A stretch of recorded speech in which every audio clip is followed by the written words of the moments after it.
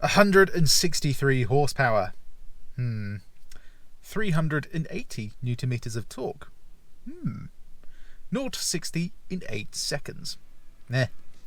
Over 80 miles per gallon. What?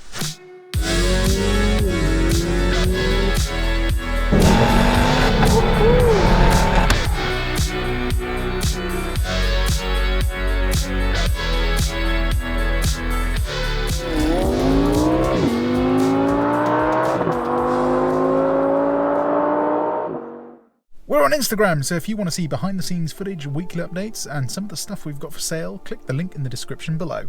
Welcome to the silky smooth lines of the Audi A5 Sportback.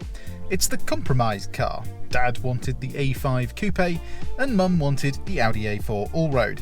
However, whilst it may be the compromised choice, it's certainly not compromised in practicality or looks.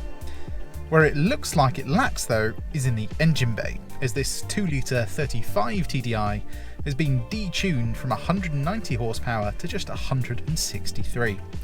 It's in permanent eco mode, if you will. So let's see if it does eco performance in the 30 to 70 sprint.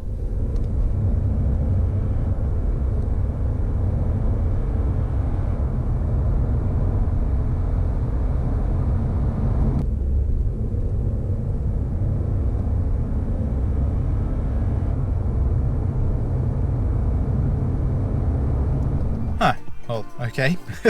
For its lack of power, it seems to be strangely quick. This is a stock car, by the way, no engine map here, which makes its time of 7.15 seconds all the more baffling, if I'm honest. That's faster than cars with a much higher power to weight ratio, so my guess is torque and gearing is the winning factor here.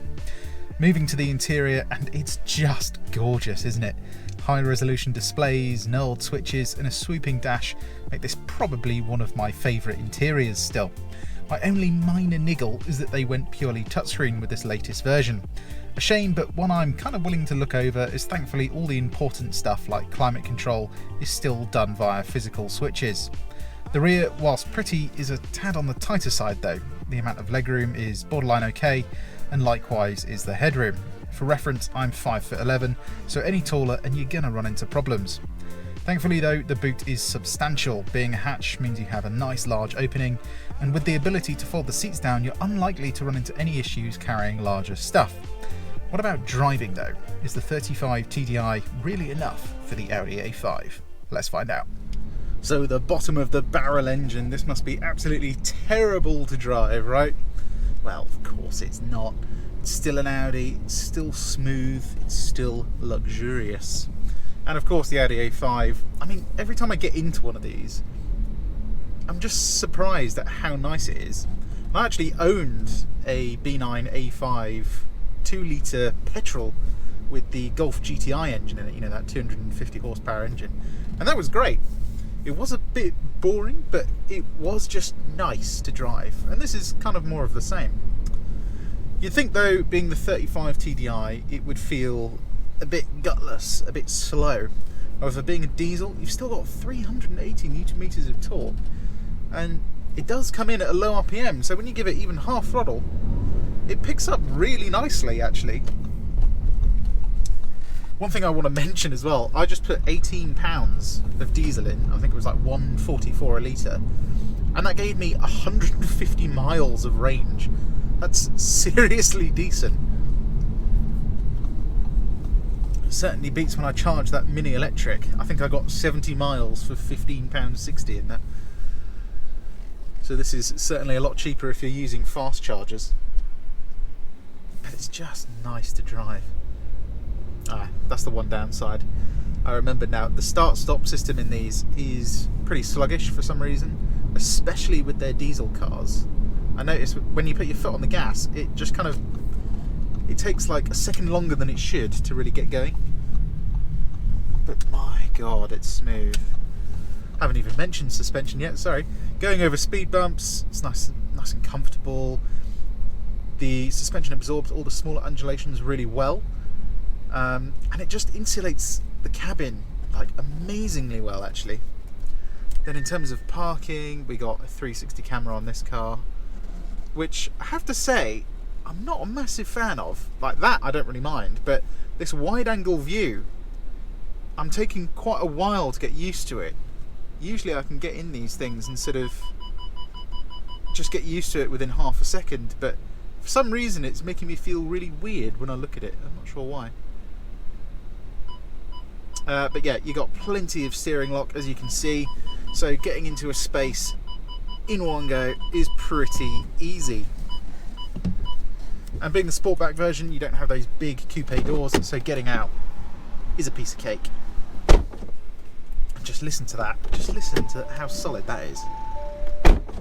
It's just thunk. That's where Audis are always very good, especially this Audi A5. Just feels so solid, almost thick to drive. And you do notice it is, I wouldn't say quieter, but the tone of the noise coming into the cabin is almost deeper, so it's not as intrusive. It's a hard thing to describe. Anyway, half throttle coming out of a junction. You can see it does a fairly good job. Even being front wheel drive, you get a little flicker of the traction light, and that's about it. Doesn't really throw up much of a fuss.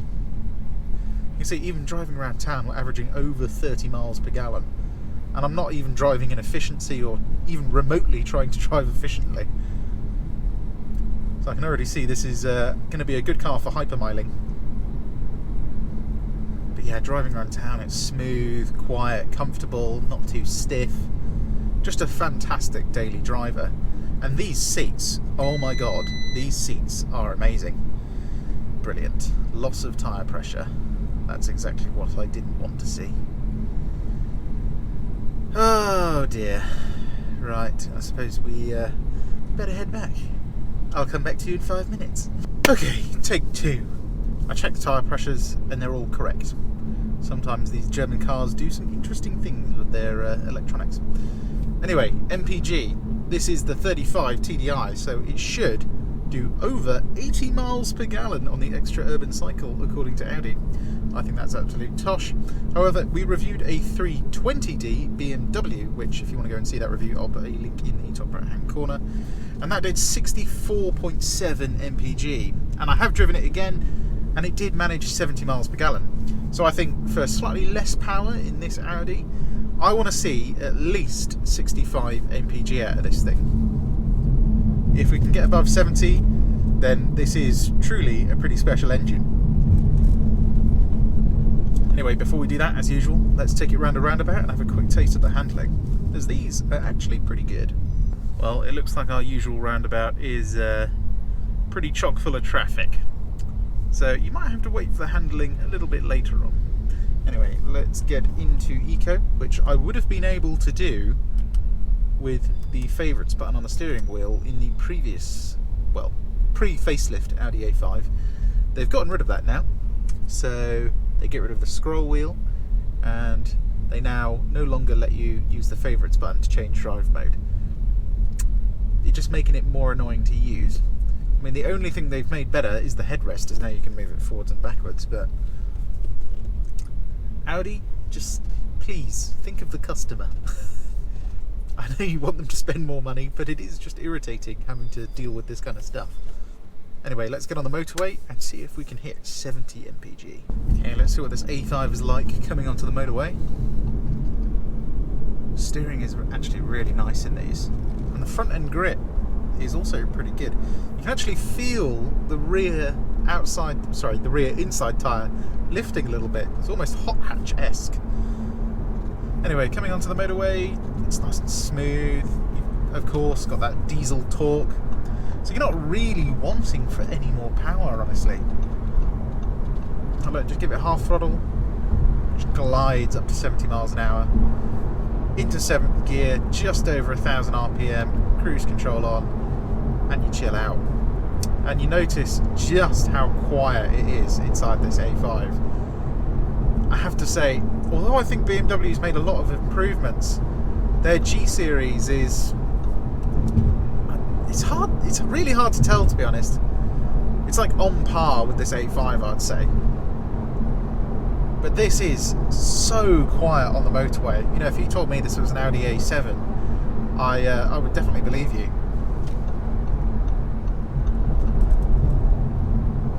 accelery seems to be going interesting places. But it's just fantastic for munching motorway miles. This is definitely one of the better motorway cars. Audis are very good at making cars that just want to sit like at autobahn speeds all day long, comfortably and quietly. Suspension, when you're going over bigger bumps, forget about the smaller stuff, it deals with that perfectly. But even the bigger bumps, it just kind of like, it lets you know there's something there, lets you know you're in control, but it's not coming through into the seat, which is nice. Like even going over cat's eyes in the road, you barely even hear them. It's weird, I always forget how nice these things are. I think the logo on the steering wheel just kind of, you make an assumption, like you judge a book by its cover, and then you get behind the wheel of it and you think, actually, it's actually quite good to drive. Like this is leaps and bounds ahead of the B8 series Audi A5. Feels so tied down. Like even coming around this corner here, brakes feel nice. Steering is positive and sharp. It's just brilliant. It feels like you could go a million miles an hour around there. Of course you can't, it'll start understeering eventually. But it's more capable than you'd think. Anyway, enough waffle. Let's get on the motorway. We're going to do about 15, 16 miles and see what kind of MPG we can get. We're already sitting at over 50 miles per gallon, so my hopes are high. Plus we didn't do that little bit round the roundabout where I put my foot down, so I'm hoping we can do better than like 70 MPG at least now.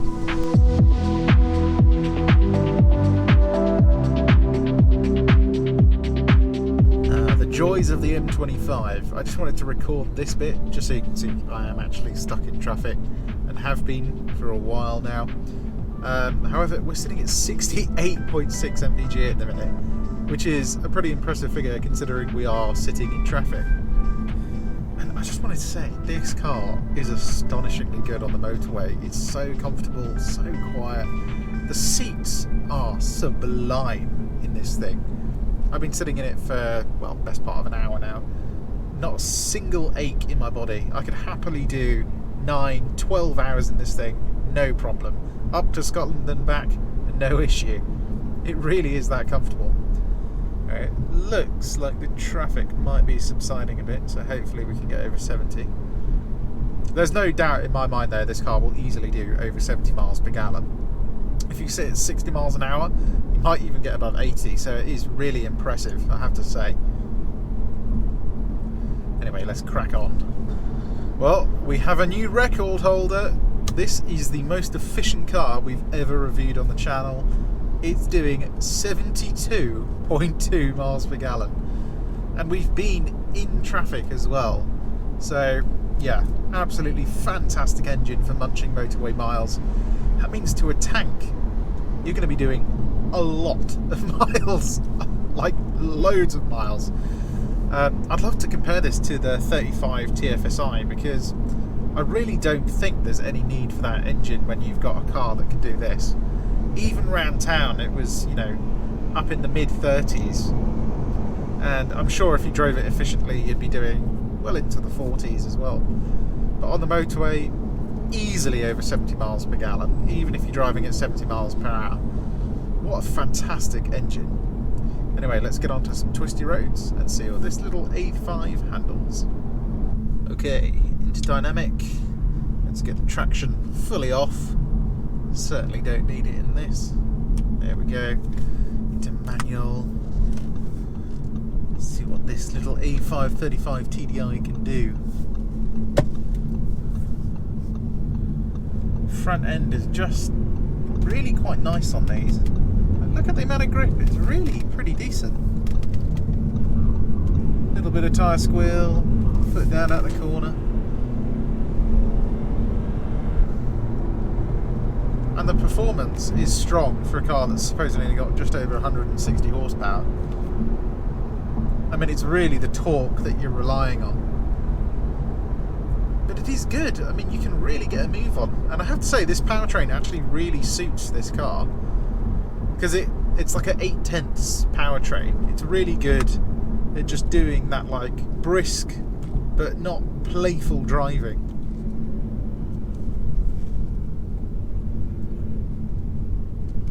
All the controls have really nice weight to them as well, actually. The steering's really nice. Like, you just know what the car's doing.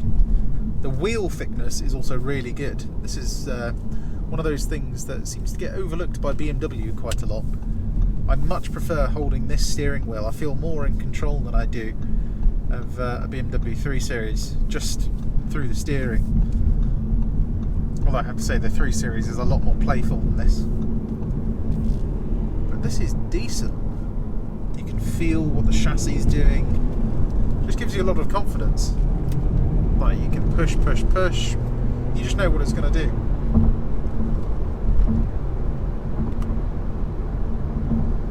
Gearbox is good as well. Seems to shift through gears nice and quick. It's not quite as razor sharp as the DSGs and things like Audi S3s. I think this is the dry clutch DSG. I'll have to double check, but I'm pretty sure it is. But look, even if you go a little bit too fast, you get a bit of understeer, and you can actually get it to oversteer a bit. See, Audis aren't all that boring. Other thing I really like on Audis is their brake feel. You get to the 100-yard marker and you can just slam on the anchors. They're just nice and crisp. They have a fantastic bite point to them.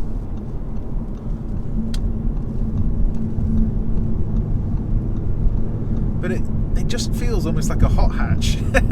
Like a really well sorted hot hatch.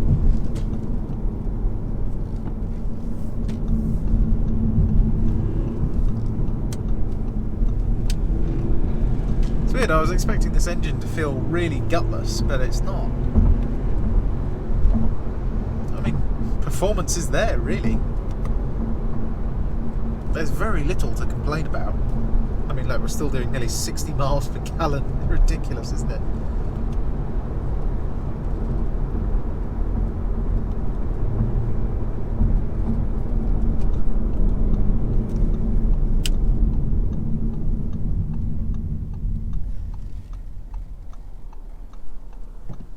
Even from like a standstill in second gear, you get a bit of wheel spin. But it just grips and goes. So it's not as playful as the BMW, but it is very capable. And that Audi steer or understeer sort of thing that comes with these cars usually is really not there, honestly. But if you just deliberately try and make it understeer, obviously that's what's going to happen. But take it into a faster corner, drive it properly, and it's quite rewarding. You know, the back end's not going to slide all over the place like it does in a BMW, but it's satisfying to drive. It's a different way of driving. This engine is really surprising me. I really wasn't expecting it to feel as quick as it does. So yeah, I mean, it's fun enough that I'm not bored with it. Do I have a smile on my face? Almost. You know, it's good enough. You can chuck it around and you know what it's going to do. It's never going to spit you off the road unexpectedly. You know, it's a car you don't really have to treat with respect, but if you do, it kind of rewards you in a different way. Like, if you drive it smoothly, it's just like really satisfying. Like, you feel what's going on. And the suspension, the damping in these cars is insanely good in S-Line models. It just holds the road well. It's stiff enough that you can feel what's going on, but you never get big jolts into the cabin. Right, let's take it down a little B road. Okay, down some tighter stuff. And the torque is the thing I'm really riding in this. Look at how it handles. Surprisingly good. Get it into a corner and it really bites into the road. That's where you notice how good the suspension is. Even if you're going quickly, it never leaves the road. You're always in contact. And it just means you get all the feel that you need. I'm always surprised at how good these are. It's weird because having owned one, I sort of remember it as not being that fun, but it's really not that bad. Okay, the true test. Can we get to 60 before the corner? Bit of wheel spin. Oh, it's going to be a close one. We just about made it. Look at that. Plenty of grip. Even with the ESC fully off, I can feel it nibbling at the brakes. But it's not overly intrusive, it's quite smooth.